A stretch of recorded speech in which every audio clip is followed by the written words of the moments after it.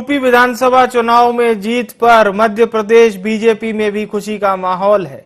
BJP के प्रदेश अध्यक्ष PD Sharma ने जीत पर खुशी जाहिर करते हुए कहा कि यह विकास की जीत है। उन्होंने कहा कि जिस प्रकार से पीएम मोदी ने देश और योगी आदित्यनाथ ने प्रदेश में काम किया, उसी का नतीजा है कि भाजपा यूपी सहित 4 राज्यों में पूर्ण बहुमत के साथ सरकार बनाने जा रही है। चुनाव परिणामों को भाजपा के प्रदेश अध्यक्ष पीडी शर्मा से इसको लेकर खास बातचीत की है IND24 के भोपाल ब्यूरो चीफ संदीप मिश्रा ने। 5 राज्यों के चुनाव में भारतीय जनता पार्टी ने 4 राज्यों में जीत का परचम लहराया है और हमारे साथ इस वक्त भारतीय जनता पार्टी के प्रदेश अध्यक्ष पीडी शर्मा जी हैं। सर, 4 राज्यों में भाजपा जीत का परचम लहराने जा रही है, क्या कारण देखिए, पूरे देश के अंदर जिस प्रकार से 5 राज्यों के चुनाव में भारतीय जनता पार्टी को 4 राज्यों में प्रचंड बहुमत मिला है, ये माननीय प्रधानमंत्री जी के प्रति जनता का अथाह विश्वास है। माननीय प्रधानमंत्री की गरीबों के जीवन बदलने की, गरीब कल्याण की योजनाओं का आधार है। और जिस प्रकार से माननीय प्रधानमंत्री को देश के अंदर देश पहले और 365 दिन 24 घंटे काम करने वाले प्रधानमंत्री ने जो वर्क कल्चर राजनीति के अंदर बदल दिया कि वर्क कल्चर पर राजनीति चलेगी, विकास के मुद्दे पर राजनीति होगी, इसको जो मैंडेट जनता ने दिया है और माननीय अमित शाह जी की कुशल रणनीति, नड्डा जी का संगठन तंत्र का जो उनका काम है और साथ में ही योगी जी ने उत्तर प्रदेश को भय मुक्त उत्तर प्रदेश बनाया, इसका भी एक मैंडेट इसके अंतर्गत दिखता है। इसलिए मैं माननीय प्रधानमंत्री जी को, माननीय अमित शाह जी को, माननीय नड्डा जी को और योगी जी को बहुत शुभकामनाएं देना चाहता हूं।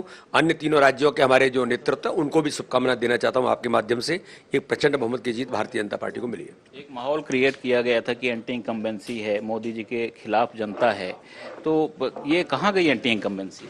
देखिए, देश की राजनीति की दिशा माननीय प्रधानमंत्री मोदी जी ने बदल दी है।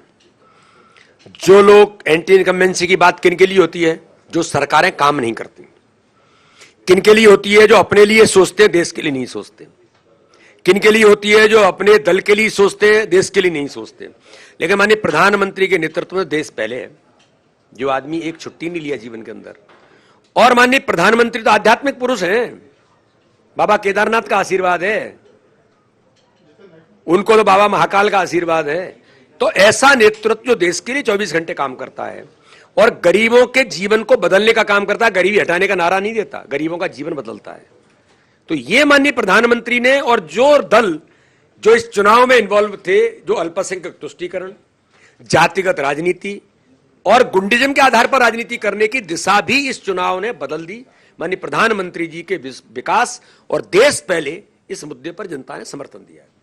अब 2023 में क्या देखते हैं? हमारा यूपी MP का पड़ोसी राज्य है, आप कैसे देखते हैं? आपने भी काफी मेहनत की है। उत्तर मध्य प्रदेश के अंदर हम अपने संगठन तंत्र की मजबूती के आधार पर मैदान में हैं। हमारा कुशल नेतृत्व, गरीबों के प्रति संवेदनशील नेतृत्व, माननीय शिवराज सिंह चौहान लगातार जिस प्रकार से 15 महीने कांग्रेस ने गरीबों के हक और अधिकार को छीना था, झूठ और छल कपट की राजनीति करके जनता को छल करने का काम कर रहे थे। दिग्विजय सिंह के इशारे पर कमलनाथ जी और शिवराज सिंह चौहान की सरकार बनने के बाद हर गरीब का हक और अधिकार देने का काम मध्य प्रदेश के अंदर किया है। मध्य प्रदेश की राजनीति में ये फिर हमने दिखाया कि गरीब कल्याण की योजनाएं जो उन्होंने बंद की थी, उन्होंने हमको पुनः चालू करके, चाहे वो संबल योजना होगी या माननीय प्रधानमंत्री के प्रधानमंत्री आवास योजना में माननीय कमलनाथ जी तो हजारों लोगों के उनके हक और अधिकार को छीन करके उन्होंने प्रधानमंत्री आवास वापस कर दिए थे। ये कितने बड़े दुर्भाग्य की बात है। हमने आज मध्य प्रदेश के अंदर अभी कुछ दिनों पहले माननीय प्रधानमंत्री ने 1 लाख घरों का भूमि पूजन, लोकार्पण, किस्त डालना, ये गरीबों के जीवन बदलने वाली सरकारें हैं। उनका समर्थन जनता आज जिन चुनावों में आपको दिख रहा है, उसका एक प्रत्यक्ष तौर पर जनता ने हमको समर्थन दिया है। एक आखिरी सवाल आपसे जुड़ा है। अभी इंदौर में बैठक हुई, वहां पर JP नड्डा जी ने आपके जो संगठन में जिस तरह से आपने जमावट की है, बूथ विस्तारक अभियान की उन्होंने काफी तारीफ की है, कैसे देखते हैं? देखिए, आदरणीय JP नड्डा जी का हम सबको स्नेह और आशीर्वाद है।